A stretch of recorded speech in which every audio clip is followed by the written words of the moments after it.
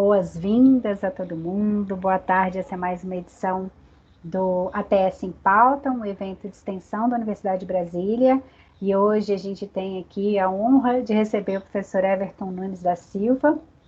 Tem uma vasta experiência em economia da saúde. Ele possui graduação em economia pela PUC, do Rio Grande do Sul, mestrado em economia pela Universidade Federal de Pernambuco e doutorado em economia pela Universidade Federal do Rio Grande do Sul, com estágio de doutoramento na University of York, no Reino Unido.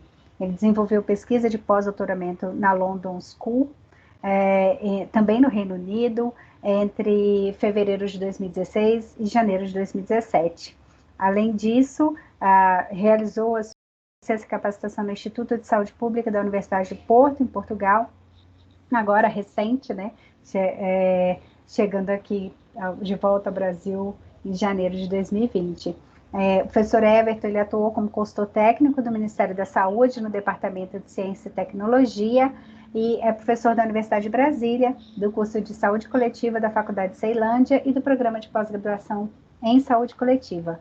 O professor Everton tem a linha de pesquisa em economia aplicada, atuando principalmente nos temas de economia da saúde, avaliação de tecnologias em saúde, saúde baseada em evidência e financiamento da saúde e avaliação de políticas.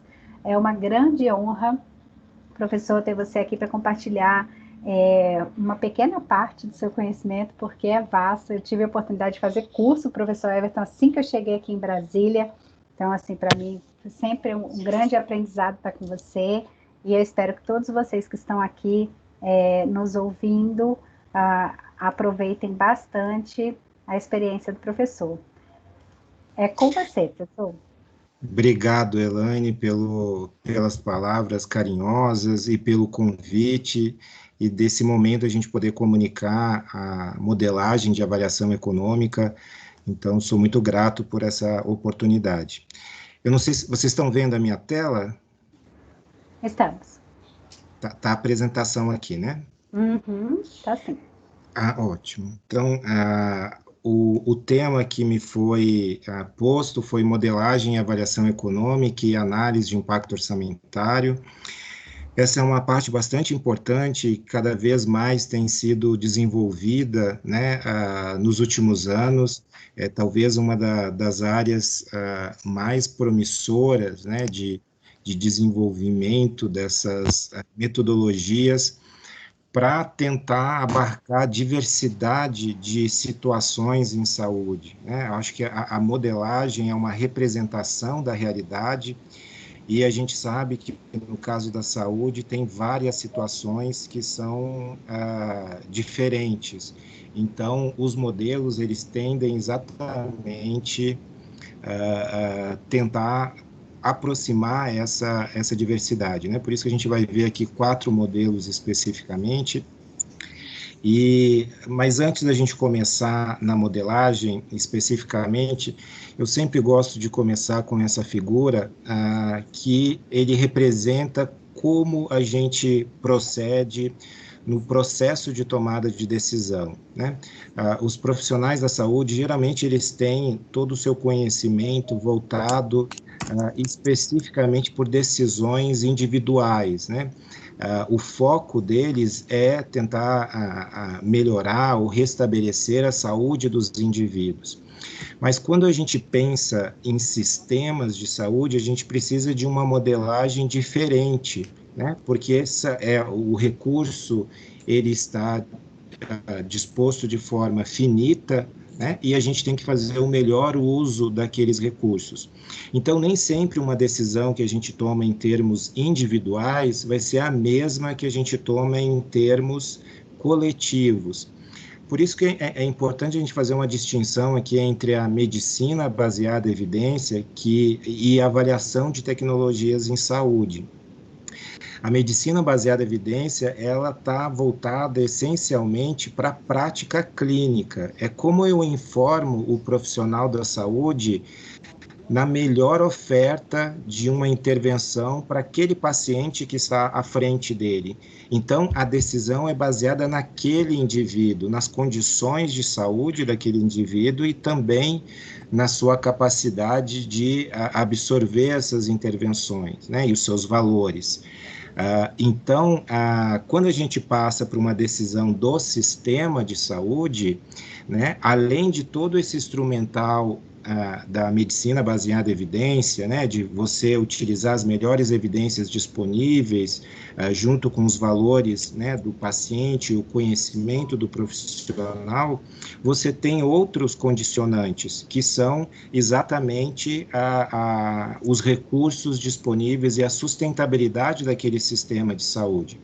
Se a gente não cria critérios para como alocar de forma mais adequada, né, racional, o uso do recurso público, né, no caso do SUS, ou do recurso privado, no caso da saúde suplementar, né, quem chega primeiro se beneficia, ou quem tem um lobby maior se beneficia.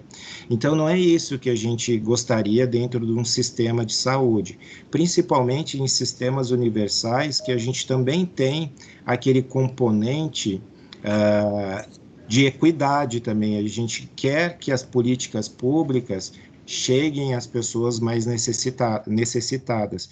Então, os critérios para o processo de tomada de decisão em um sistema de saúde, ele tem outras variáveis além daquelas decisões clínicas, né, de profissional da saúde e paciente. E, além disso, a gente tem um recurso finito, né, direcionado para a saúde. Aqui eu estou trazendo um dado geral, né, mundial, que se gasta 7,5 trilhões de dólares em saúde, né, que representa basicamente aí 10% do PIB mundial. Então, o setor da saúde, ele é extremamente importante dentro de uma economia ou dentro de uma sociedade, né? Imagina 10% de toda a riqueza mundial, ela está sendo alocada na área da saúde, né? São pouquíssimos setores que têm uma alocação de recursos tão grande. Por isso que qualificar esse gasto é fundamental. Quando a gente olha que 10% do PIB é direcionado para a saúde, PIB mundial, existe grande disparidade em termos dos países, né? Então, a gente vê especificamente vai ser no próximo slide, ainda que a gente vai ter igualdade mais visível, né? Mas outra informação importante é que o crescimento do gasto em saúde, ele é maior do que o PIB, ou seja, cada vez mais a gente está gastando em saúde e esse gasto é acima do que a gente consegue produzir de riqueza, de taxa de crescimento de riqueza, né? Esses dados aqui de 2000 a 2016 mostram que os países de baixa renda, né, a taxa de crescimento na saúde é de 6%, e nos países de alta renda, 4%. E esse é um valor acima do PIB, ou seja, cada vez mais a gente está pegando uma fatia maior da riqueza e direcionando para a área da saúde. E aí tem vários condicionantes em relação a isso, né? É a questão do envelhecimento populacional, né? Então, na fase mais idosa, né, você necessita de mais cuidados, seja de cuidados, né, para as doenças crônicas que aparecem, ou seja, para a manutenção da sua saúde. Então, e isso leva uma discussão até quando a gente vai conseguir manter a sustentabilidade dos sistemas de saúde, né? Dado esse crescimento bastante grande. E aqui esse gráfico eu gosto de colocar porque 80% de tudo que a gente gasta na saúde, ele está direcionado para 20% da população, que são aqueles indivíduos que moram, né, em países ricos, né, que residem em países ricos. Então, a gente não pode ter um mesmo padrão de incorporação, né, que dos países desenvolvidos, né, de países de alta renda, porque eles gastam 80% de todo o gasto em saúde em termos mundial. Então, as nossas decisões têm que refletir o nosso contexto, o contexto dos recursos disponíveis que nós temos, né? Então, quando sai, foi aprovado determinada tecnologia em determinado país rico, né? E por que no Brasil não tem? Porque a gente tem contextos diferentes. Claro que a gente quer ofertar a maior quantidade de tecnologias para a população, mas por isso, para a gente aumentar os resultados de saúde para a população, a gente tem que utilizar esse recurso da melhor forma possível, naquelas tecnologias que vão gerar mais resultados para a população. Aí, nesse sentido, eu também gosto de apresentar isso como introdução, aonde que onde a avaliação econômica e o impacto orçamentário se insere no processo de desenvolvimento e disponibilização das tecnologias, né? Aqui é mais numa linha de pesquisa translacional. Então, a gente tem desde a descoberta científica, que ela é feita em laboratórios, né? Então, você está ainda descobrindo uma nova molécula ou uma nova vacina, como está ocorrendo, né? Ocorreu aqui está ocorrendo ainda no mundo, né? Porque a gente não sabe se essas vacinas são eficazes e seguras ainda, não concluíram a fase de ensaio clínico, mas teve um momento onde essa descoberta foi feita, né? Então, ela é essencialmente laboratorial. Depois a gente vai para outra fase, né, que é o tempo 1, que é da pesquisa básica e clínica. É o que nós estamos vivenciando hoje em tempo real, a questão da vacina para a Covid, né? Que estão sendo feitos, né, os ensaios clínicos, já foram feitos de ensaio clínico de fase 1, de fase 2, e agora a gente está aguardando os resultados de fase 3. Então, você tem uma comparação entre dois grupos, aqueles que receberam a intervenção, né, aquela tecnologia que a gente quer verificar se ela é segura e eficaz, e outro grupo que recebe o placebo, ou não intervenção, né, ou o tratamento convencional, né, disponível no momento. Então, a gente randomiza esses dois grupos exatamente para a gente verificar que a diferença de efeito que for encontrada, ela se dá exclusivamente pelo efeito da tecnologia, né? Então, eu recebo a vacina contra a Covid e o outro recebe placebo. Então, como eu randomizei esses grupos, o resultado final vai ser a diferença de efeito. E aqui, na síntese da evidência, é onde aparecem os estudos que a gente vai abordar aqui nessa aula especificamente. A primeira coisa é eu verificar no estoque de conhecimento sobre aquela tecnologia se foi geradas evidências suficientes sobre o benefício dela, em termos de segurança, eficácia e, se possível, efetividade também. Então, por isso que está nesse símbolozinho aqui da meta-análise, porque ele é uma forma estatística da gente sumarizar, né, essas medidas de efeito. Então, o que eu vou verificar? Será que ela é segura e eficaz, né? Só que, se eu tivesse a minha decisão de comprar a vacina da Covid, né, fosse uma decisão individual, se eu tenho dinheiro ou não tenho para comprá-la, né, aqui me bastaria essa informação. Mas quando eu vou para uma decisão de sistema de saúde, eu preciso verificar se essa tecnologia ela vai agregar valor para o meu sistema de saúde, né? Se os seus custos adicionais são compensados pelos benefícios adicionais. Por isso que vem esse símbolozinho aqui de uma análise de sensibilidade probabilística, onde a gente vê essa retazinha aqui está dizendo a minha disponibilidade de pagar para o meu sistema, do meu sistema de saúde. Os pontos que estão abaixo dessa reta são aqueles pontos que ela é um bom valor pelo dinheiro que eu estou despendendo. Então, eu preciso de mais alguns elementos para tomar essa decisão, né? E, muito provavelmente, uma vacina contra a Covid, né,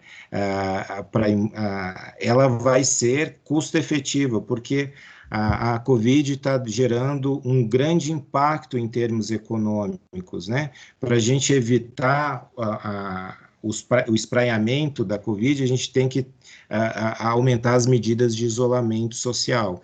Então, se a gente levar em consideração esses fatores macroeconômicos também, muito provavelmente a vacina, né, se ela tiver uma eficácia, né, relativamente boa, ela vai ser custo-efetiva e vai ser um bom recurso investido dentro do sistema.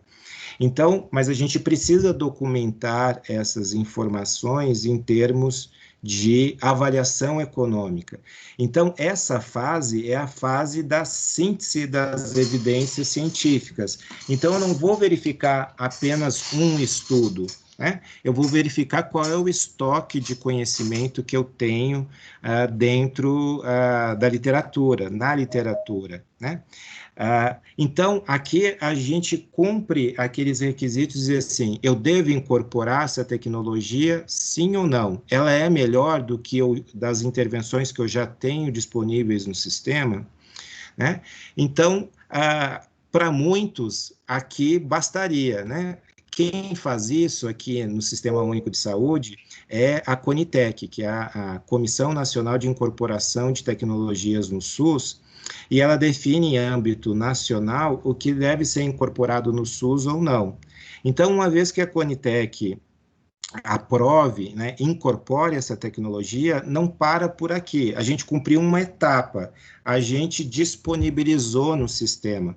Mas tem outra fase, né, que é como eu vou utilizar, quem vai utilizar essa tecnologia, né? Eu preciso de um protocolo clínico e diretrizes terapêuticas para dizer, olha, primeiro vão ser as pessoas, né, como eu tenho escassez dessa vacina, são as pessoas idosas, ou com fatores de risco maior, né?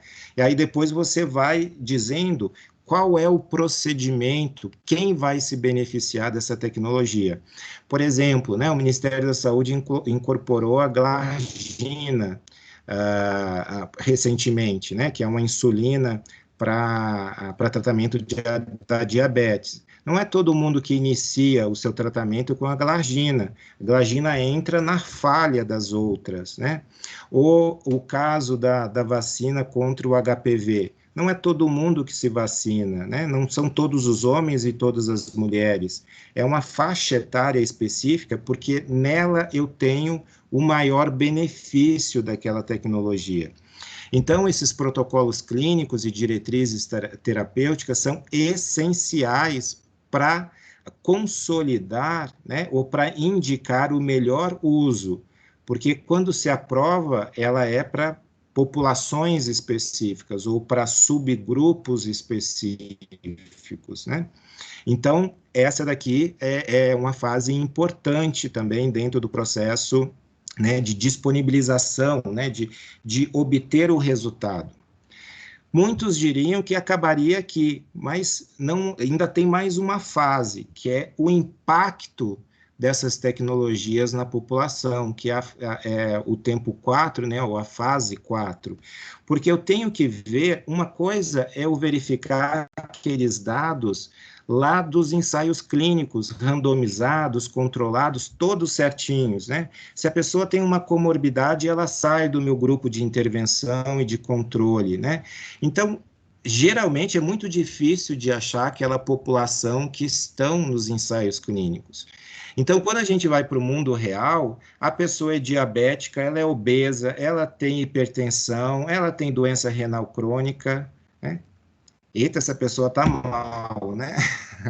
Mas as pessoas têm várias singularidades, e nem sempre essas singularidades está sendo refletida lá naqueles ensaios clínicos. Então, eu tenho que verificar se eu estimei lá uma eficácia de 70% daquela tecnologia que eu incorporei, eu tenho que verificar, será que isso se refletiu realmente na população?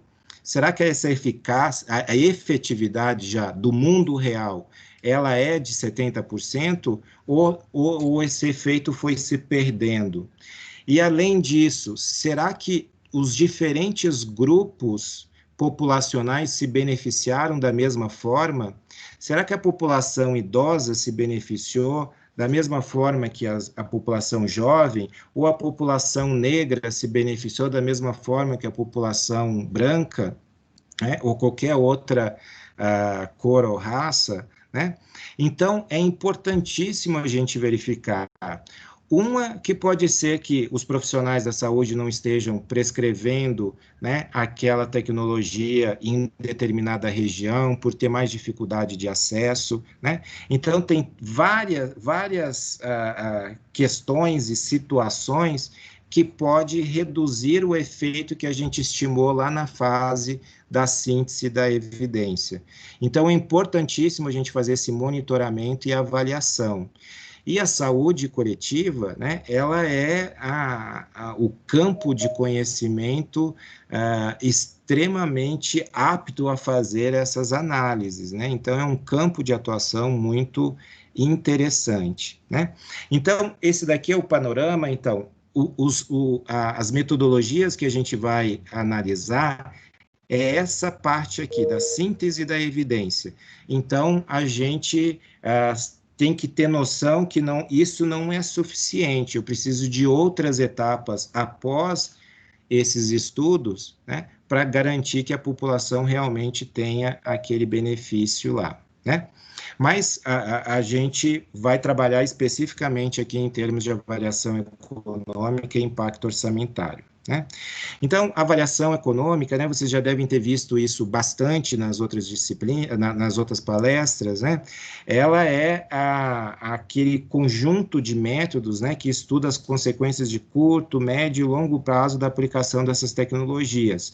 E eu vejo de diferentes dimensões. Eu vou verificar em termos de segurança, lá com os ensaios clínicos de fase 1 e 2, de eficácia, lá dos ensaios clínicos de fase 3, né, da efetividade, se a gente tiver esse dado, né, com os ensaios clínicos pragmáticos, observacionais, e depois especificamente na parte aqui que nos coube nesse latifúndio, né, que é a questão da eficiência e da factibilidade, né?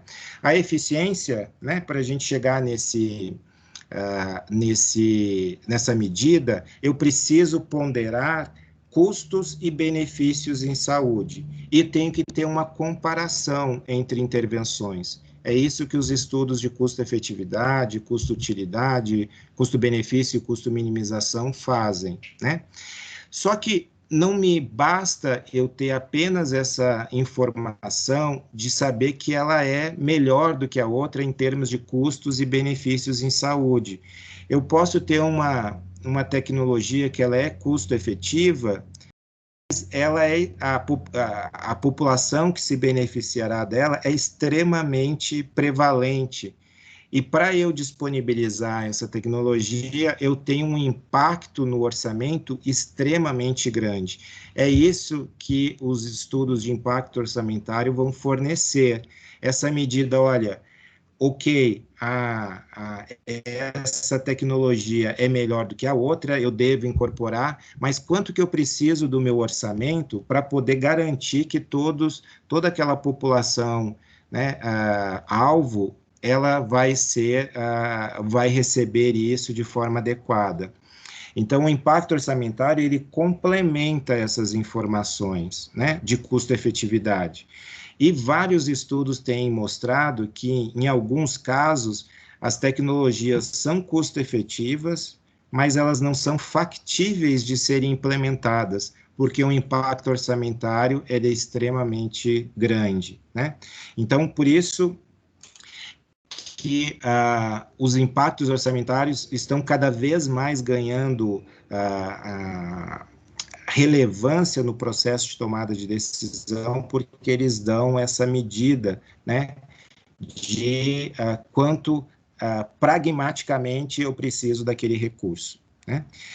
Então, só para a gente ter aqui um comparativo, né, as diferenças entre essas duas metodologias, né, de avaliação econômica, eu estou chamando os estudos de impacto orçamentário, desculpa, avaliação econômica eu estou chamando de custo-efetividade e custo-utilidade, né? Impacto orçamentário é complementar à avaliação econômica.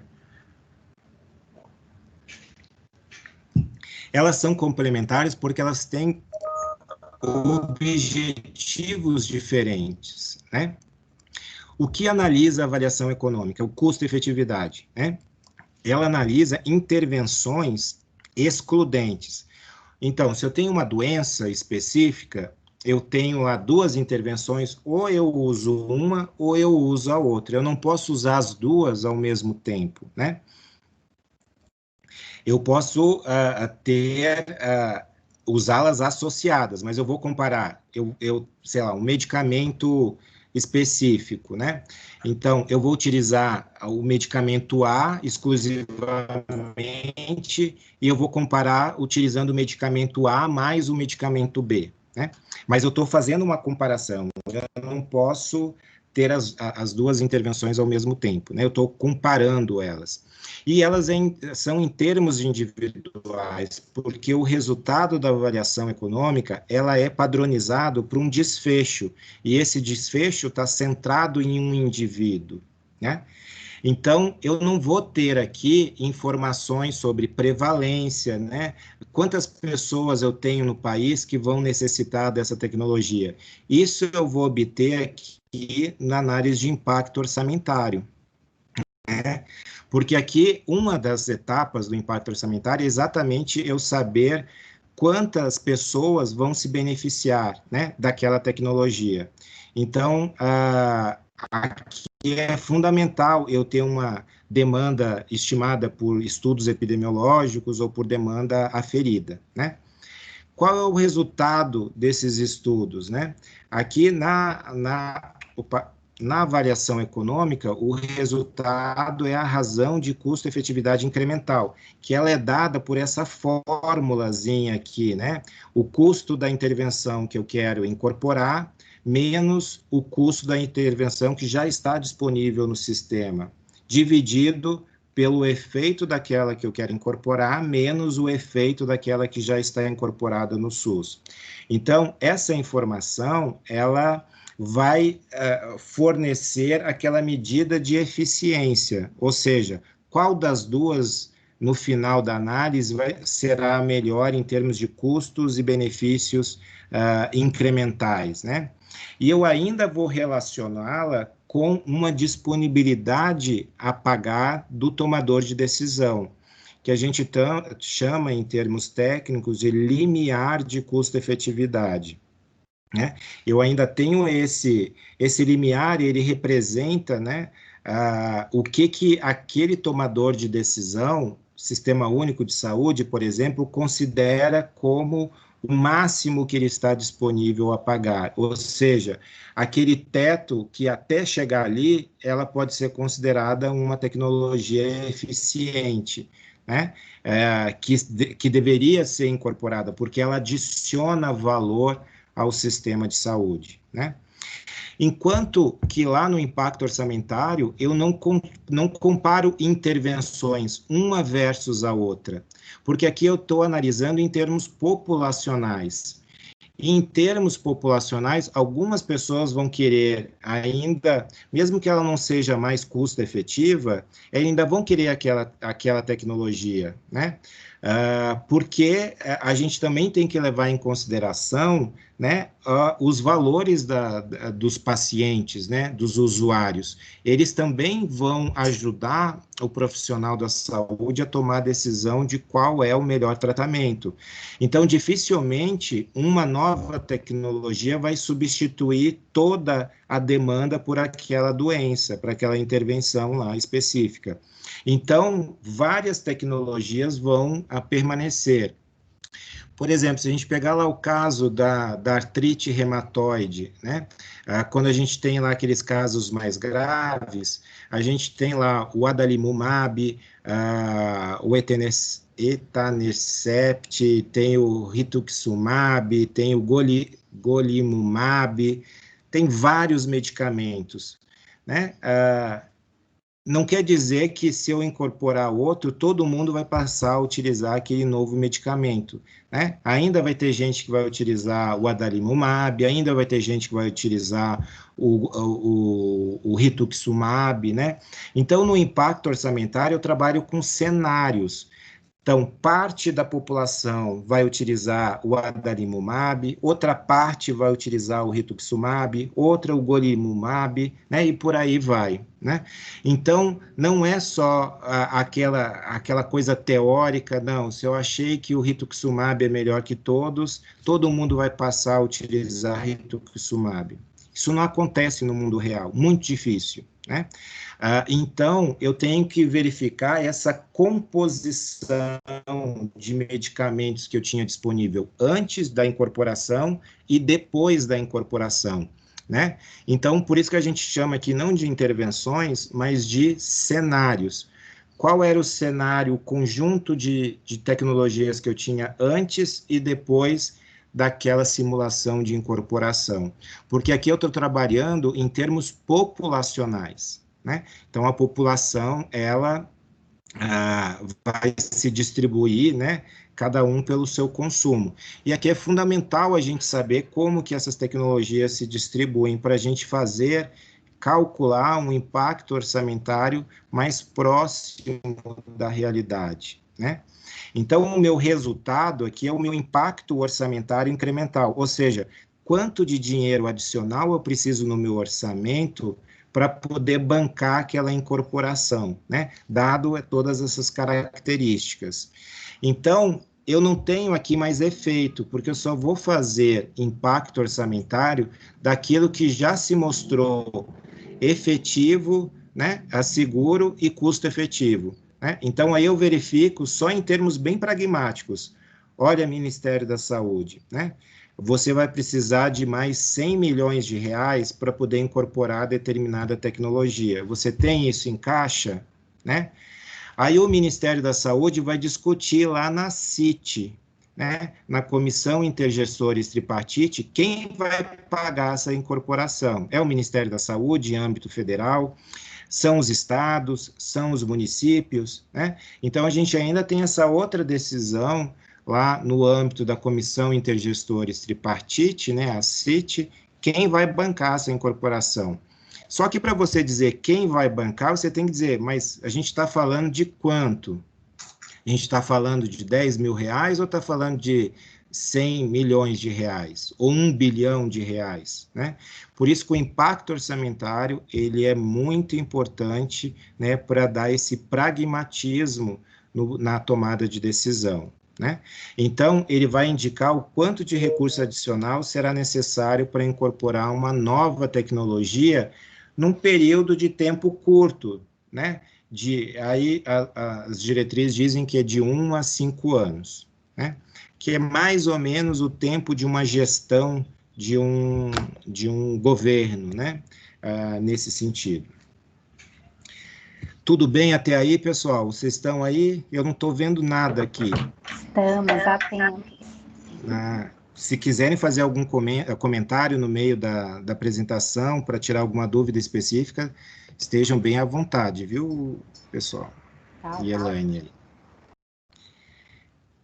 Então, aqui a Vânia, né, que é a diretora da Conitec, já deve ter do DEGITES, né, que é o departamento que assessora a Conitec nessa comissão de incorporação, já deve ter falado dessa lei, né, a Lei 12.401, lá de 2011, ela determina em lei, né, que a gente deve utilizar a análise, evidências científicas no processo de tomada de no processo de incorporação de tecnologias, né? E especificamente ela vai colocar avaliação econômica e análise de impacto orçamentário. ela deixa bem claro, né, que essas evidências devem ser levadas em consideração durante esse processo de tomada de decisão, né? E no mundo mágico, né, dos economistas, a gente queria planificar tudo, calcular a razão de custo-efetividade incremental de todas as combinações de tecnologias e teria esse plano de tomada de decisão, né, que a gente dividiria aqui aquelas que a gente sempre incorporaria, né, estratégias dominantes, ou seja, ela reduz o custo e aumenta o efeito. Ou seja, aquela tecnologia que eu quero incorporar, ela é mais barata e mais efetiva, ou seja, gera mais efeito para a população. Então, se eu pudesse colocar todas nesse plano de tomada de decisão, eu queria buscar só essas aqui, né? Ia priorizar essas tecnologias. E nunca esse outro quadrante aqui, que são as estratégias dominadas, que elas aumentam o preço e diminuem o efeito. Tudo que a gente não quer, né? Mas o que realmente acontece é o que está nesse quadrante branquinho aqui, é onde aumenta o custo e aumenta o efeito.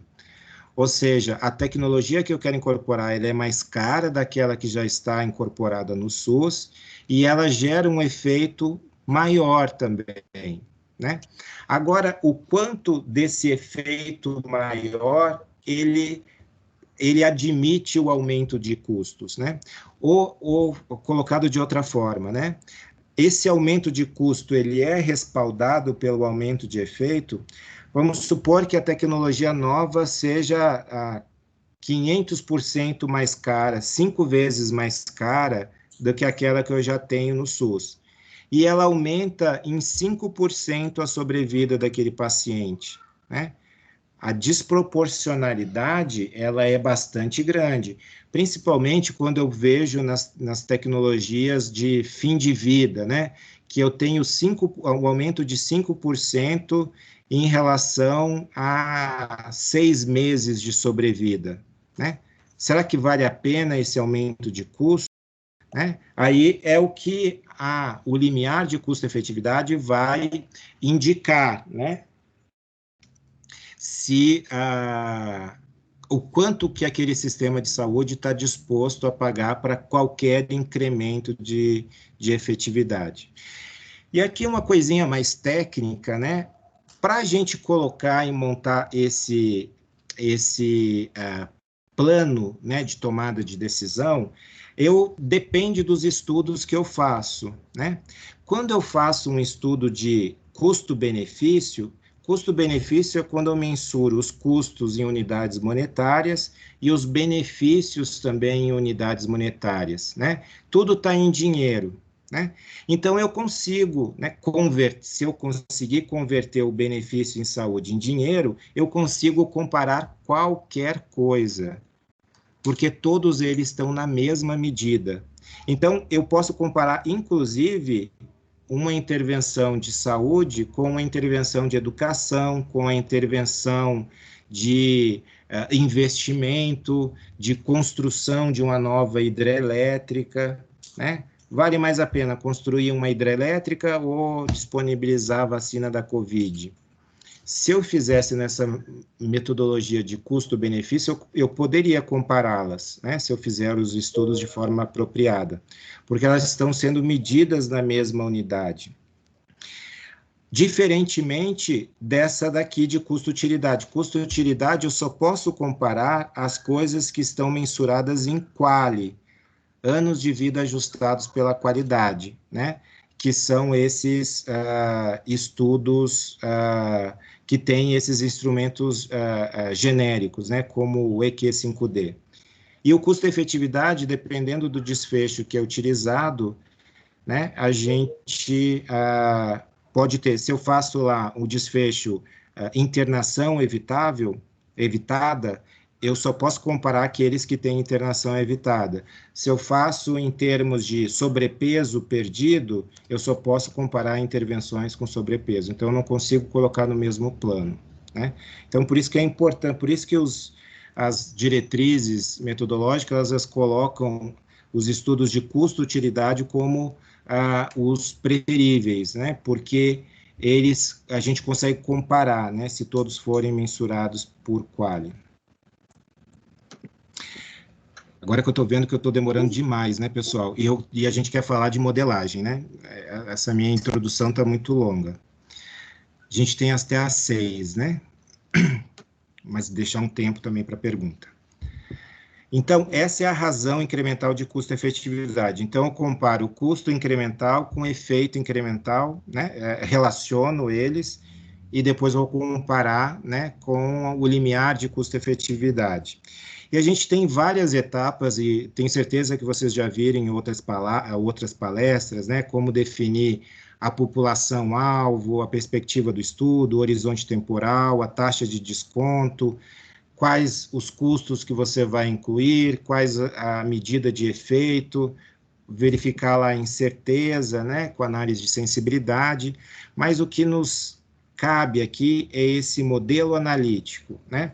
O modelo analítico, ele vai representar aquele problema de uma forma mais visual e de uma forma que a gente consiga encadear o raciocínio para entender esse problema, né? Então, a finalidade dos modelos analíticos é ter um entendimento apropriado das relações entre desfechos em saúde e custos, né? Com o intuito de avaliar a razão incremental de custo-resultado, né? Pode ser custo-efetividade ou custo-utilidade. Então, para a gente definir qual o modelo mais apropriado, né, a gente tem que fazer algumas perguntinhas antes, né? O modelo funcionará adequadamente com grupos de indivíduos ou será necessário representá-los individualmente? Convertendo essa pergunta de uma forma mais leiga, né, a diferença, a minha população é homogênea o suficiente para eu poder modelá-la dessa forma, né? Ou eu tenho que fazer distinções entre os grupos que eu estou analisando, né? Se a gente pegar um modelo padrão de árvore de decisão e modelo de Markov, eles trabalham com essa ideia, né, de indivíduos homogêneos. Eu não faço distinção entre as populações, eles respondem da mesma forma. Mas agora, se eu tenho, né, é importante colocar que tem diferenças entre os indivíduos. Por exemplo, se eu estou fazendo um estudo que eu quero comparar a questão do transplante renal, tem diferença o indivíduo que está no primeiro ano de fila por um rim e aquele que já está esperando há 5 anos. Né? A saúde daquele que está esperando há 5 anos já está bem mais deteriorada. Né? Então, esses indivíduos respondem de forma diferente em relação ao desfecho, né? Que é o sucesso do transplante renal. Né? Então, se eu quero colocar essas diferenças entre os indivíduos, se elas são importantes, eu não posso utilizar o modelo padrão de árvore de decisão ou o modelo de Markov. Eu vou utilizar lá efeitos discretos, provavelmente, né? Porque isso eles representam, né? Analisam de forma mais adequada essa diferença entre os indivíduos. Mas se eu achar que os indivíduos respondem de forma bastante próxima à homogeneidade, então eu posso utilizar métodos mais padrão, né? Questão 2. Caso represente indivíduos, há necessidade de contemplar a interação entre os indivíduos ou entre esses e o componente do modelo, restrição de recursos?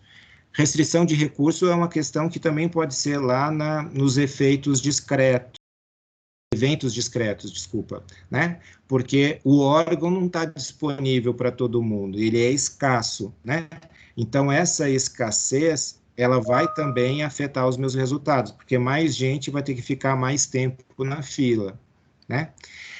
E também outra coisa, interação entre os indivíduos, quando a gente faz modelos para vacina, por exemplo, quem está vacinado e quem não está vacinado influencia o resultado do outro.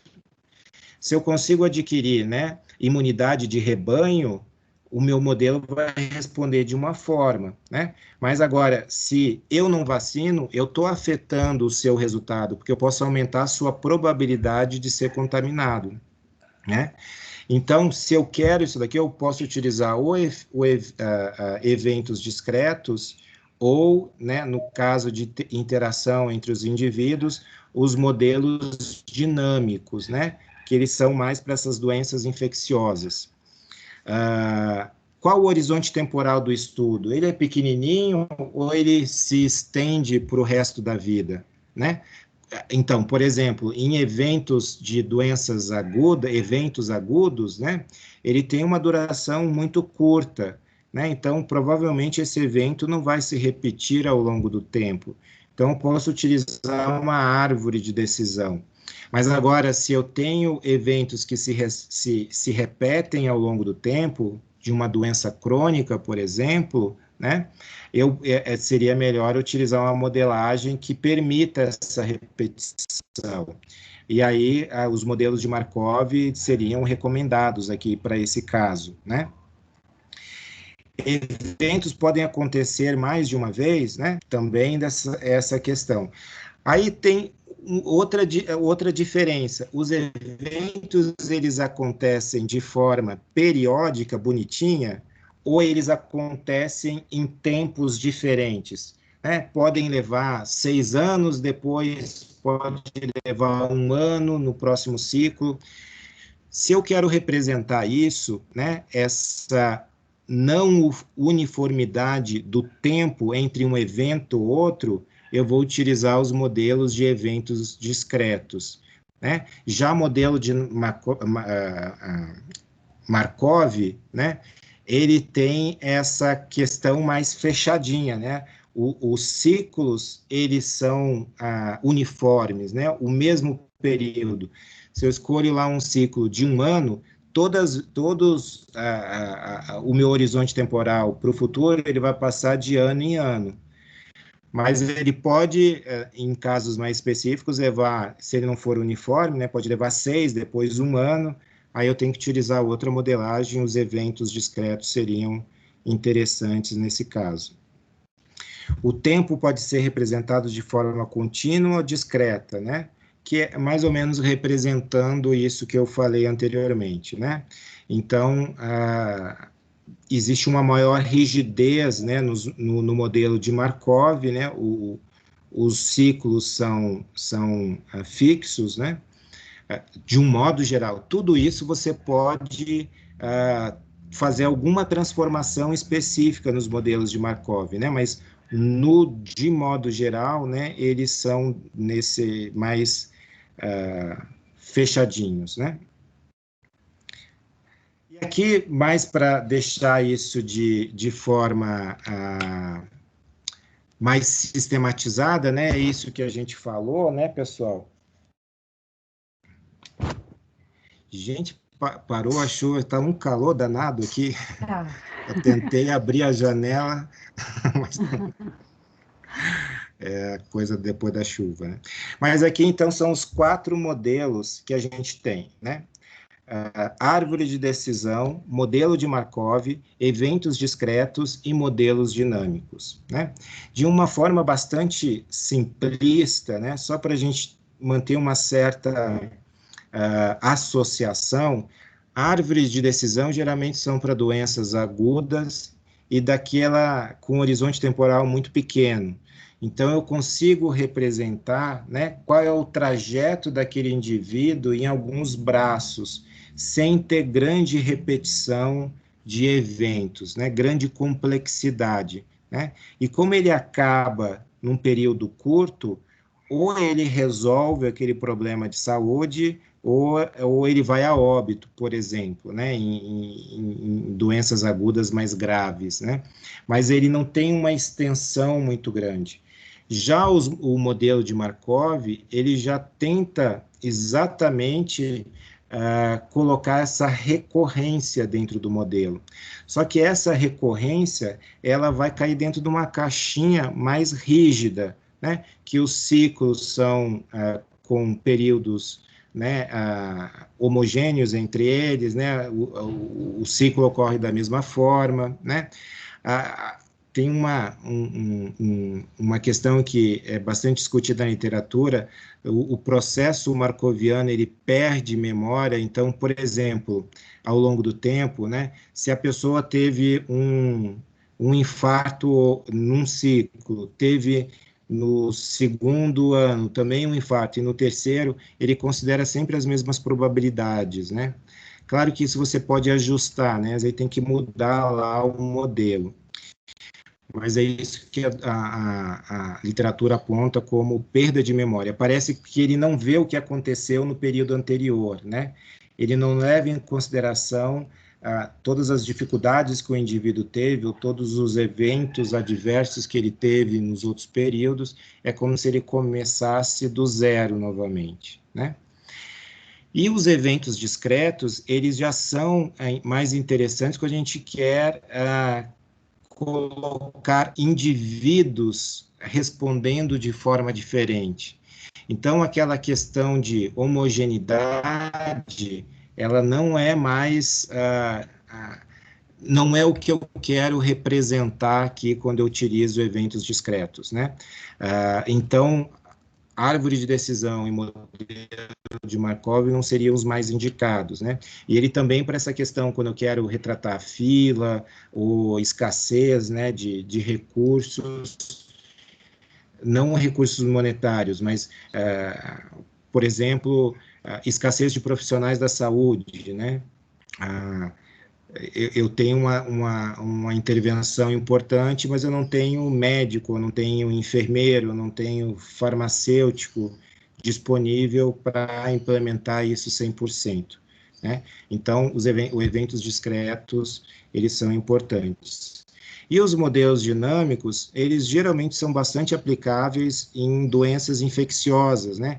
Que a gente consegue modelar de uma forma mais adequada essa questão da influência de um indivíduo no outro, principalmente para essa questão de imunidade de rebanho, né? Então, são modelos interessantes, né, para modelar isso. Então, a escolha do modelo vai depender do caso que você quer representar. Eu não posso dizer que o modelo dinâmico é melhor do que a árvore de decisão, porque se eu tenho uma doença aguda com um horizonte temporal muito pequeno, eu não vou fazer, o mais adequado é a árvore de decisão, né? Então, parece que existe essa coisa, né, sempre do mais complexo, ou os modelos desenvolvidos mais recentemente são melhores que os outros. Isso é uma falácia, depende do que eu quero representar, né? Se o meu caso é um caso simples, o mais adequado é uma árvore de decisão, sem falar que eles comunicam muito bem também. Depois a gente vai falar um pouquinho das críticas, né, e desafios do uso da variação econômica. Muitos criticam esses modelos mais complexos, são a caixa preta. Ninguém sabe o que está ali especificamente, né? Porque você vai precisar de uma modelagem altamente sofisticada, né?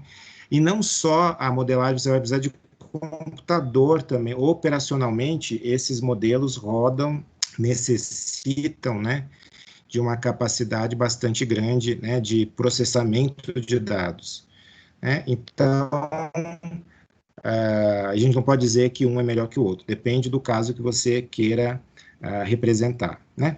Aqui só um exemplo, pessoal, de um modelo de Markov que a gente publicou especificamente. Isso aqui é os resultados da razão de custo-efetividade incremental, e esse daqui é um modelinho de Markov, né? Aqui estava sendo comparado o tratamento clínico com o tratamento cirúrgico, né, da cirurgia bariátrica, né, para obesidade mórbida aqui. E aí foi considerado os eventos que poderiam, né? Ele poderia permanecer vivo, né? Ter o infarto e a óbito, né? E aqui uma coisa importante que a literatura tem apontado, que talvez diabéticos e obesos, obesos mórbidos diabéticos, eles teriam um resultado melhor para a cirurgia bariátrica que comparado com obesos mórbidos não diabéticos. E aí, por isso que a gente fez esses dois grupos aqui, o grupo de diabéticos e o grupo de não diabéticos. E a gente viu que, para os dois casos, a cirurgia bariátrica, ela é custo-efetiva, mas ela é mais custo-efetiva, né, para os obesos mórbidos com diabetes, né, a razão incremental aqui é menor, né, é $1.820 por quali, e para os não diabéticos é $1.937. As duas são bem custo-efetivas, mas ela é um pouquinho mais para os diabéticos. Então, essa aqui é uma carinha aí desse modelo de Markov. Essa aqui é uma carinha de ar. Então, isso aqui está se repetindo, né, pessoal? Aqui, especificamente, a gente fez para 10 anos, né? Ele com ciclos anuais, né, de 1 ano. Então, a cada ano, ele pode ter um infarto, né? Ele pode permanecer bem, ele pode... Aí, a óbito, ele pode só uma vez, né? Que a gente chama de estado de absorção, né? Ele acaba ali o modelo, né? Mas todas essas coisas, ele pode ter que acontecer isso de ano em ano, né? Neste outro, não. Este outro, ele só acontece ali. Isso aqui é a comparação, é uma árvore de decisão, é a comparação de um hospital-dia, aquele que você faz tratamento para infecção com antimicrobiano, que você poderia ficar hospitalizado, né? Você fica lá no hospital, ou você pode ficar no hospital-dia. Você só vai lá, faz o tratamento da infecção e volta para casa, né? Então, é comparar qual desses é mais custo-efetivo. Então, a infecção, ela tem um prazo ali. Ou você resolve em, sei lá, em torno de em média, 15 dias, 14, 15 dias, pode se estender, se complicar mais, né? Mas não passa de muito tempo, porque se você não curar a infecção, a pessoa vai a óbito, né? Então, eu não vou modelar aqui um modelo de Markov, né? Os eventos são de curto prazo, né? Você resolve ou não resolve. Então, isso que ele está representando aqui, nessa árvore de decisão, né? E aí verificou-se que o hospital-dia, aquele que não precisa internar, né? Ter uma internação hospitalar, ela é cost saving, né? Ou seja, a intervenção é mais barata e gera um resultado maior. Só que ela é cost saving só para aquelas internações que duram mais de 14 dias. Para aquelas que são internações de curtíssimo prazo, menos de 14 dias, ela também é custo-efetiva, mas não é cost saving, né? Ela não economiza recursos. Mas a razão incremental é de 11 mil, que a gente consideraria custo-efetiva também. Agora, com esse dólar do jeito que está, né, a gente teria que pensar se ela é custo-efetiva, porque está quase 6, né? Aí ficaria 60 mil reais. Aí eu acho que o pessoal, os membros lá da Conitec iriam pensar mais especificamente. E este daqui é uma modelagem, pessoal, para impacto orçamentário, né? Impacto orçamentário, uma das grandes preocupações é a gente verificar quantas pessoas vão se beneficiar, porque o custo da intervenção ali do cenário, ele vai ser multiplicado pelo número de pessoas, né? Então, quanto mais pessoas eu tiver, vai ser maior o impacto orçamentário. Por isso que é importante, em alguns casos específicos, a gente verificar se essa nossa coorte, ela é estável ou não, né? Aí, como que a gente verifica isso? pela incidência de novos casos e pela taxa de mortalidade. Se a taxa de mortalidade for maior que a taxa de incidência, né, eu vou cada vez mais reduzir a minha coorte, né? Mas no caso que a taxa de mortalidade é menor do que o número de novos casos, a incidência, cada vez mais eu vou aumentando essa minha população. E é isso que a gente representou aqui no caso da diabetes tipo 1, né? Cada vez mais pessoas estão sendo incorporadas no estoque, né? Bem entre aspas, de diabéticos tipo 1, né? Então, a gente tem aqui, iniciou 621.945 diabéticos tipo 1, foi para, aumentou 5 milhões para 5 mil aqui, e foi mais ou menos isso que aconteceu, né? E no final de 5 anos, de 621 mil, foi para 641 mil indivíduos, né? Então, essa é uma forma da gente modelar, né, a questão da população, né, fazer uma coorte dinâmica. Então, uma modelagenzinha simples, mas ela ajuda a gente a implementar isso dentro de uma análise de impacto orçamentário, né? E aqui só para dar o resultado final, né? Então, aqui a gente não tem a razão de custo-efetividade incremental, mas o orçamento incremental, né? Então, no primeiro ano, aqui é incorporando a glargina, né? Isso aqui foi feito em 2000, deixa eu ver aqui, 2015 ou 2016, alguma coisa assim. Então, aqui a gente fez os cenários, né? Quanto que a glargina iria incorporar, né?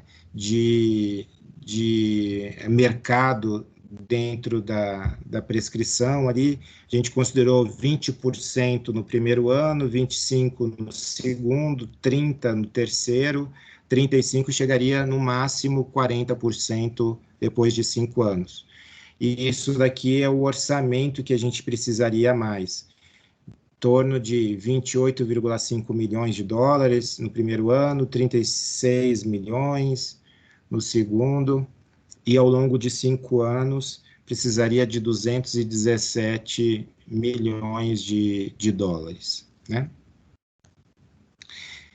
Aqui eu vou passar rapidamente para dar tempo da gente trocar uma ideia, pessoal. É só a gente também tem que levar em consideração, né, quando está fazendo a variação econômica, comunicar da melhor forma possível a modelagem que a gente está utilizando, né? Então, a gente tem que ser o mais transparente para as pessoas poderem reproduzir os nossos resultados. Isso é fundamental para o processo de tomada de decisão. A gente só segue recomendações quando a gente acredita naquilo, né? Tem que ser convencido. E não é acreditar porque é porque aquela pessoa falou. Não, se o estudo está bem descrito, né? Se a gente utilizou os pressupostos adequados, né? Então, essa lógica de caixa preta, né? A gente tem que evitar ao máximo. A gente sabe que tem muitas hipóteses e pressupostos que a gente precisa utilizar, porque não tem dados suficientes para tudo que a gente inclui no modelo, né? Mas a gente tem que deixar transparente o que a gente utilizou, né? Daqueles parâmetros. Então, por isso, se eu tenho uma escassez muito grande de dados, eu não vou querer fazer um modelo mais mirabolante possível, aquele mais complexo. Eu tenho que ter uma parcimônia, um equilíbrio entre o desenvolvimento do meu modelo e os dados que eu consigo obter, né? Porque se eu colocar um modelo também muito complexo e eu não tenho esses dados, eu vou ter que fazer suposição. E cada suposiçãozinha que a gente faz, a gente está colocando uma incerteza, né? dentro do modelo. E aí, quando a gente percebe, eu estou colocando uma incertezazinha aqui, outra ali, outra aqui, outra ali, quando a gente vê, está uma baita de uma incerteza, né? Então, a gente tem que evitar isso também, ou ter um cuidado maior, né? Um critério maior, né? Então, esse é um dos pontos que é bastante criticado, né? E os gestores colocam isso, por que eles não usam, né, evidências científicas? Então, quanto melhor a gente comunicar, aumenta a chance, né, dos tomadores de decisão também utilizarem as evidências, que é o que a gente quer, né? A gente não faz estudo só por uma questão acadêmica, principalmente dentro da avaliação de tecnologias em saúde, porque a avaliação de tecnologias em saúde ela está entranhada com o processo de tomada de decisão, né? Então, essa é uma preocupação que a gente tem que sempre levar em consideração, né? Elane, desculpa se eu falei demais, né? Olha aqui, eu já tomei bastante tempo, mas a gente vai se empolgando e quando vê, passa o tempo. Mas eu vou voltar aqui para ver vocês. Foi ótimo, muito obrigada, professor. A gente fica aqui imaginando, né? Estou com os alunos aqui de graduação também, né?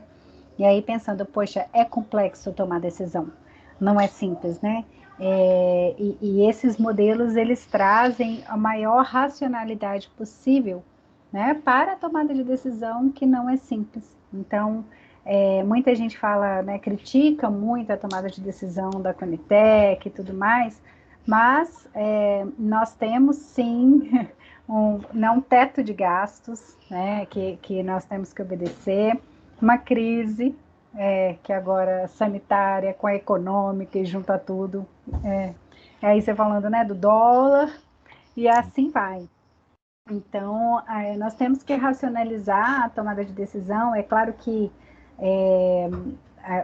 eu tenho uma visão assim mais ampliada, né, de que se a gente pudesse trabalhar, né, o population health mesmo lá, né, que é aquilo que você fala, né, de trazer, poxa, se eu puder gastar, mas que a gente sempre tratou disso, né, na atenção primária, estimular, né, que as pessoas cuidem da sua saúde, para não chegar a níveis complexos, como você colocou aqui, né, essas doenças crônicas que a pessoa vai ficar até a morte no sistema, né, consumindo do sistema, a gente teria, né, condições melhores, por exemplo, de incorporar produtos mais caros, e aí sim para a complexidade das pessoas que precisam de complexidade, né? Então, Exatamente. E as estimativas colocam, né, que em torno de 80% dos problemas de saúde são resolvidos na atenção primária, né? E a gente ainda não tem cobertura de 100%. Então, você imagina o potencial que a gente teria se conseguisse, né, ampliar o acesso universal à atenção primária no Brasil, né? Então, e aí tem todos os fatores, né, complicadores agora do momento, né, o teto dos gastos que a gente não consegue avançar, né, e engraçado assim, a Conitec está sempre incorporando coisas novas, né, e o teto sempre é o mesmo, então alguma coisa está saindo que a gente não está sabendo o que especificamente, né, então é óbvio que a Conitec tem feito um trabalho excepcional e, assim, eu acho que é um ganho cultural a gente ter uma comissão que os critérios estão lá. A gente pode criticar, naquela decisão, ela talvez não tenha acertado, os membros, mas está ali documentado, né? Então, a gente pode evoluir como processo de tomada de decisão, né? E fazer os aprimoramentos necessários, né? Então, acho que a gente teve um ganho substancial, né, com essa lei, com a criação da Conitec, do DEGITES, né, que dá suporte à Conitec bastante grande. Apesar, né, que a gente pode discutir uma ou decisão, né, que pode ir por um lugar, né? E a Sem dúvida. transparência também da questão das consultas públicas, né? Então, acho que a Elaine esteve lá, então pode falar bem melhor do que eu de todas as transformações e os desafios, né? Porque você também, você imagina todo mundo esperando, né? Quando a Conitec foi instituída, já estava esperando que a Conitec tivesse 100 anos de tradição, né? Então, que não errasse nunca, que fizesse tudo certinho, né? Mas muitas coisas são controversas, né? Não existe... cada vez mais o grau de incerteza está inserido no processo de tomada de decisão, né? Então, claro que a gente tenta diminuir o máximo, mas ela está lá ainda, né? Ela não é eliminada a incerteza no processo de tomada de decisão. Isso. Eu vou te pedir, Everton, acho que você ainda está compartilhando, que está dando para ver a sua Tá. tela aí, ver se você para de compartilhar, só para a gente ver grande. Mas é isso, e fora que de todos os desafios, já começou aí, tá ótimo. De todos os desafios, né, que a gente teve e que ainda existe, é você formar as pessoas, né? Não é simples compreender os estudos, né? Até para quem está ali tomando decisão. Então, teve vários cursos, né? Para formar as pessoas, para elas entenderem, interpretarem os estudos e tomarem decisão, mas ainda é um grande desafio, né? A gente precisa desenvolver massa crítica no Brasil para que as pessoas possam auxiliar nessa tomada de decisão. Pessoal, nós estamos aqui batendo papo, quem quiser levanta a mão, libera o microfone, vocês estão à vontade já, nós já estamos aí na palestra 7, o E professor aqui Natan quer falar. a gente tem aqui, além da Elaine, né, o Natan, que é um dos pesquisadores que mais tem trabalhado com doenças raras, que é outro questão extremamente delicada, né? Principalmente quando a gente coloca essa questão de equidade dentro do sistema, e é muito importante os grupos de pesquisa para sinalizar exatamente as especificidades, né?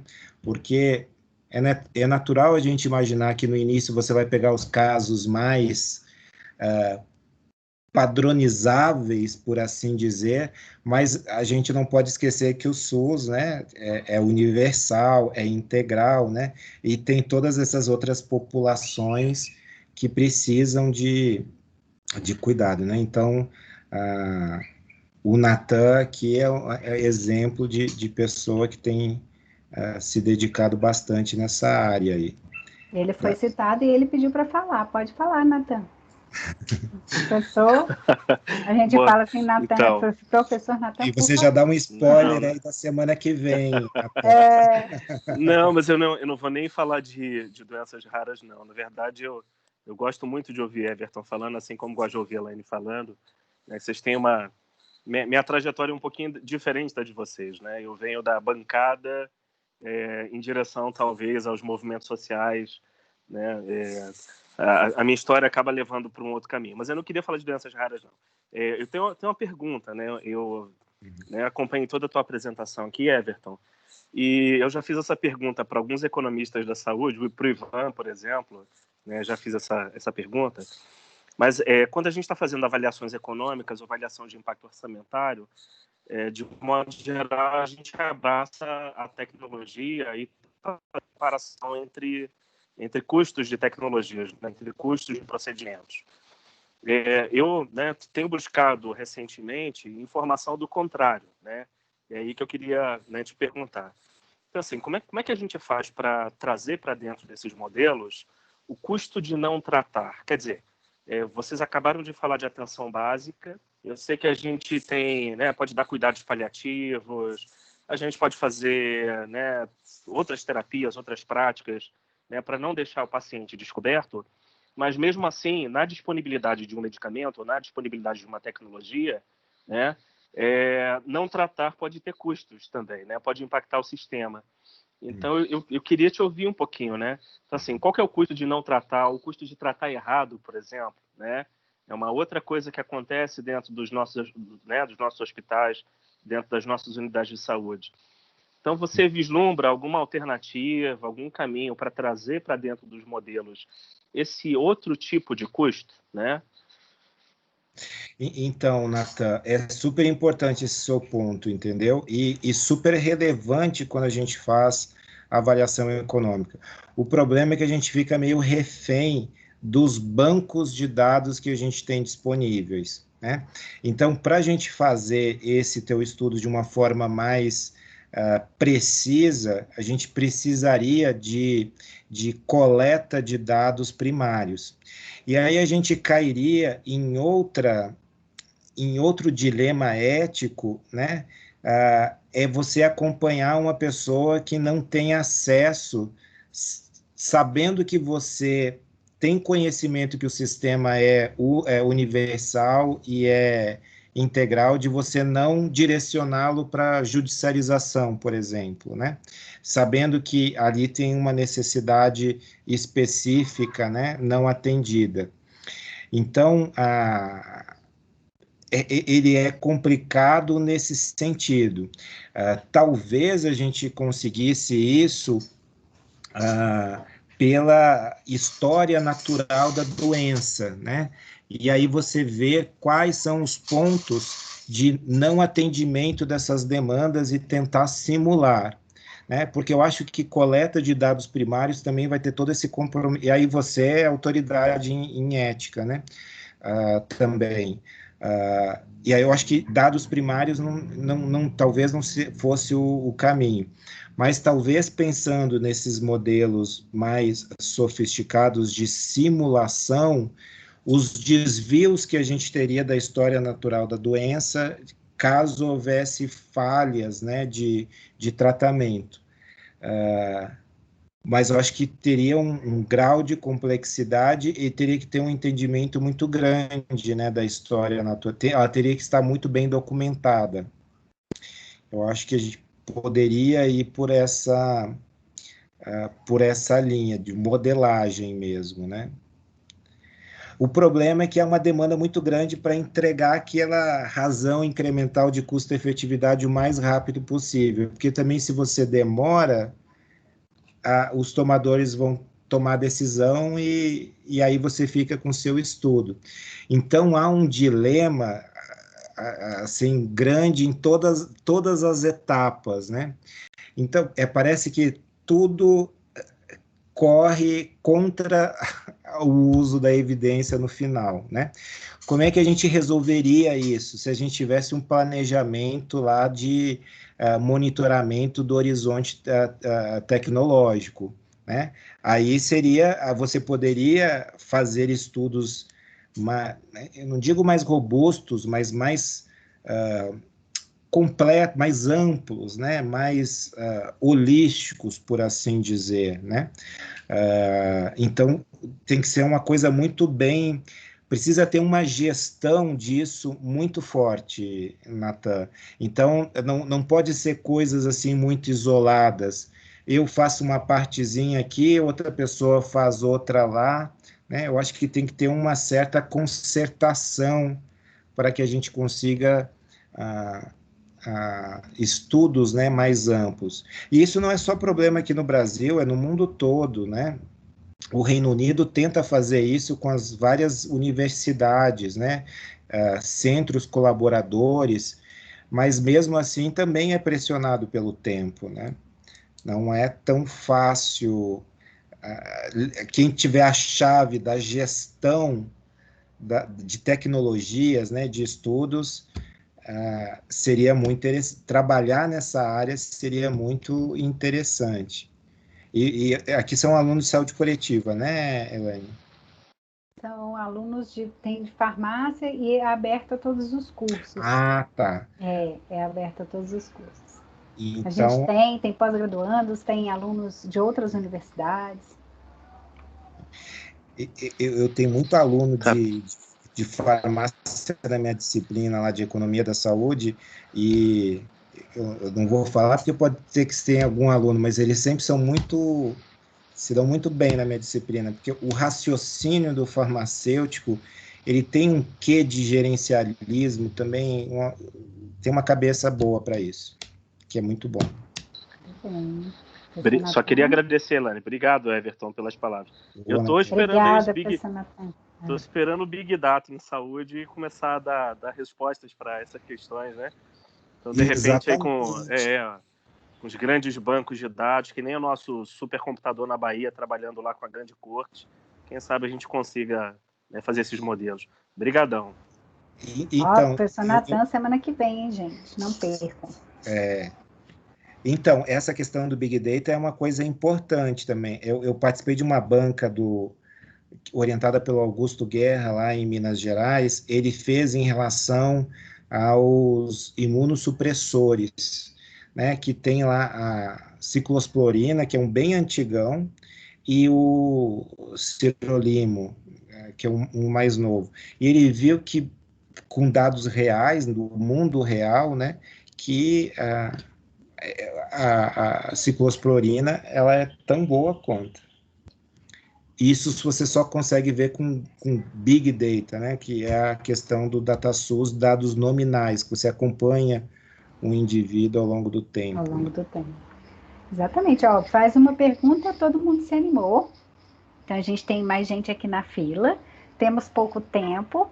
Então, Reus, por favor, sua pergunta. Professor Elaine, professor Everton, primeiramente, parabéns. Foi muito boa a aula, muito boa mesmo. Eu queria mais saber a tua opinião em relação à modelagem econômica, né, e as análises de impacto ambiental em relação às novas tecnologias que estão vindo aí, como, por exemplo, uma terapia gênica, que são aqueles valores estrondosos. Então, em uma dose, eu tenho ali o governo, né, a fonte pagadora, poderia pagar mais de 12 milhões de reais para uma pessoa. Como que os economistas, os senhores, estão vendo essas novas tecnologias? Como que vocês estão se preparando e talvez até para desenhar novos modelos econômicos? Eu não sei se os que já existem dão conta, né, dessas novas tecnologias. Eu queria saber se o senhor poderia comentar a respeito disso. Então, especificamente, né, essa tecnologia, acho que é para uma doença rara, esse caso que teve aqui recente, né? Então, a avaliação econômica, ela dá um peso igual para a qualidade de vida ganha, tanto de um indivíduo com uma doença rara, como uma doença prevalente, diabetes, por exemplo, ou hipertensão. Alguns autores sugerem para a gente inserir a equidade dentro da variação econômica é que o peso do ganho de uma pessoa com doença rara, por exemplo, deveria ser aumentado, né? Eu teria que dar um peso maior porque é mais difícil e são pessoas com mais necessidades de saúde. Hoje, todo mundo utiliza o princípio da igualdade, né? Não da equidade dentro da variação econômica, né? Então, teve um movimento, mas esses grupos não avançaram especificamente, né? Então, esse é um campo de pesquisa ainda a ser desenvolvido, né? Será que a gente deve dar um peso maior, né, para essas pessoas com maior necessidade de saúde? Aí isso é uma questão de valor, né? De orientação da sociedade, né? É o que a gente imagina que, se estabelecer um limiar de custo-efetividade, ele reflita isso, né? Os valores da sociedade e se há diferenciações entre grupos populacionais, né? Com diferentes necessidades de saúde. Mas, assim, essas tecnologias, eu acho que elas podem utilizar o mesmo instrumental, né? Toda essa que está sendo feita agora, as intervenções desenhadas especificamente, né, para cada indivíduo, né? Eu não me lembro agora qual é o nome, medicina individual, não sei como é que é, esqueci o nome agora, mas é uma coisa que vai bater na porta do SUS, provavelmente, né? Mas eu acho que o ferramental é o mesmo, só vamos ter que ver se há sustentabilidade no sistema para isso. Porque a gente tem tantas outras coisas que não cumpriu ainda e que poderiam gerar um benefício maior. um monte de gente morrendo por esquistossomose, por doença de Chagas, coisas que poderiam ser evitáveis, né? Com custo bem baixo, né? Perfeito. E só para complementar em relação ao comentário anterior do professor Natan, eu sei que algumas associações de pacientes, as mais estruturadas, elas fazem esse acompanhamento em relação aos possíveis gastos que quando o medicamento não chega ao paciente, quanto que esse paciente gera ao sistema, tá? Eu sei que tem pelo menos 2 associações que fazem esse tipo de análise e acompanhamento. Muito obrigado pela... Pode ser uma também. Ter parceria, né, com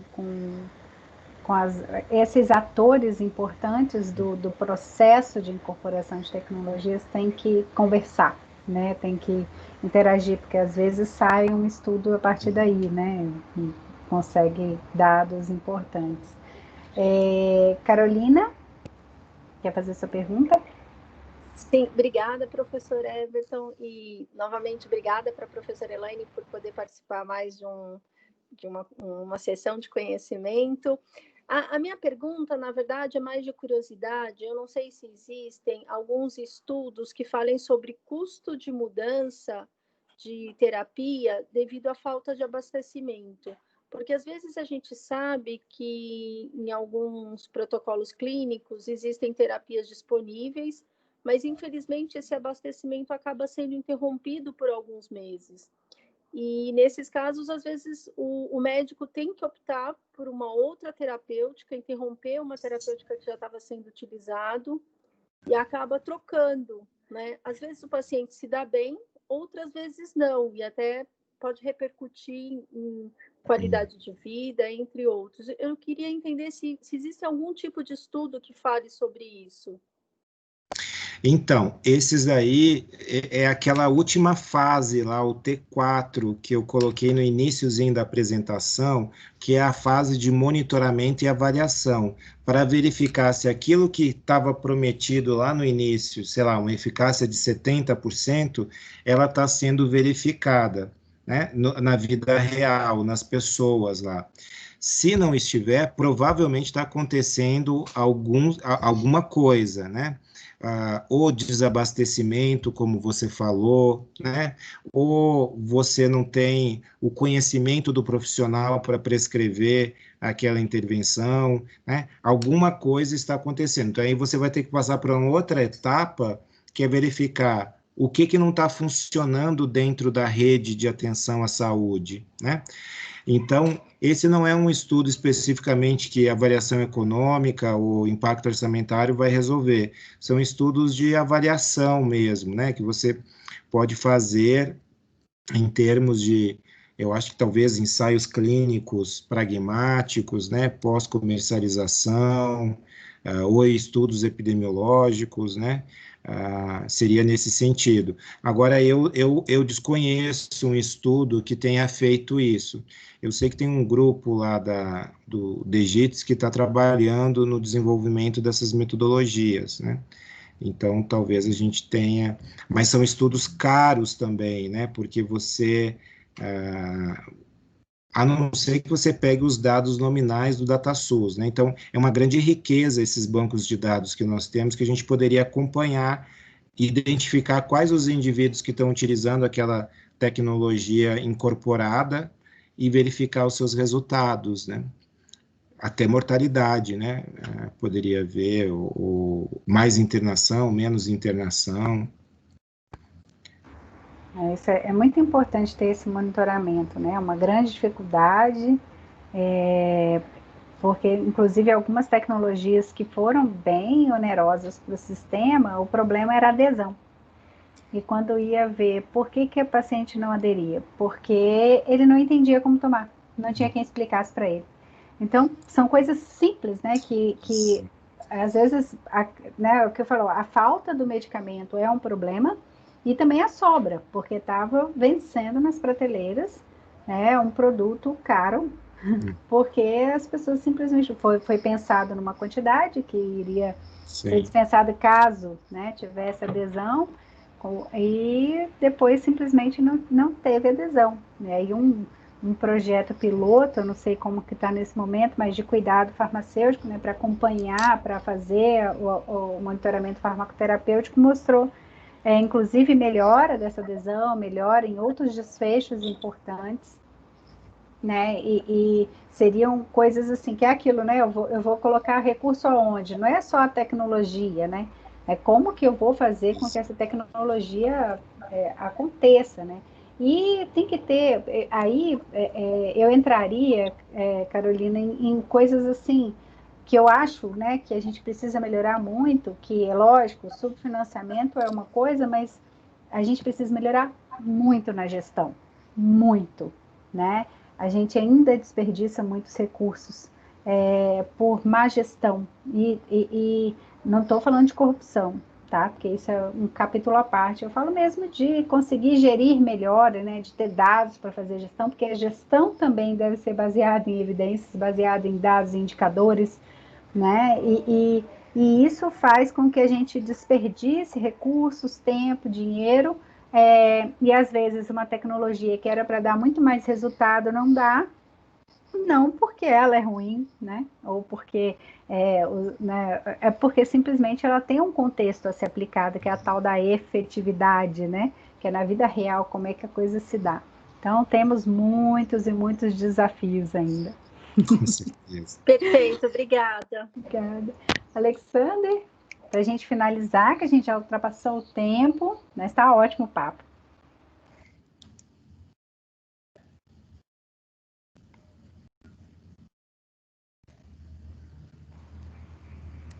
Alexander nos ouve? Acho que o Alexander caiu na hora de fazer a pergunta. Deixa eu ver se ele vai voltar. Aí a gente, né, para a gente encerrar. Mais alguém gostaria de fazer pergunta? Algum comentário? Bom, ele não retornou aqui. Eu vou, então, te agradecer, professor Everton, imensamente, né, pela sua aula. A gente sabe que é assunto complexo demais para tentar falar em tão pouco tempo, mas você trouxe assim, uma visão para a gente ampla, né, da complexidade realmente que é e da necessidade da gente aplicar o modelo certo para a doença certa, né, para o caso correto, para poder a gente fazer uma análise de fato relevante, né. E a gente ainda vai ter muito o que avançar. Eu espero, inclusive, que o que você colocou das doenças raras, ela avance para que a gente tenha, e aí vem já fazendo um levantamento de bola para o professor Natan para a semana que vem, né, que as coisas realmente se deem de forma diferente, porque a gente está falando de um sistema universal, de um sistema integral e equitativo, né? Então, a gente vai ter que realmente repensar todo um modelo de incorporação de tecnologias para as doenças raras. Mas, enfim, a gente deixa o spoiler para, né, na discussão, mas semana que vem a gente vai ter essa discussão, que vai ser muito legal ter o professor Natan aqui com a gente. Professor Everton, mais uma vez, muito obrigada imensamente, viu? Agradeço muito a oportunidade e desculpa ter falado demais, que acabou ficando pequenininho o tempo para discussão aqui, mas tem o meu e-mail, que se o pessoal quiser tirar alguma dúvida ou falar alguma questão, estou à disposição. Muito obrigado, Elaine. Agradeço, muito obrigada. O pessoal falando aqui, ó, os alunos que têm acesso ao chat, dizendo que foi ótima a aula, que foi muito bom. Muito obrigada, viu, professor, mais uma vez.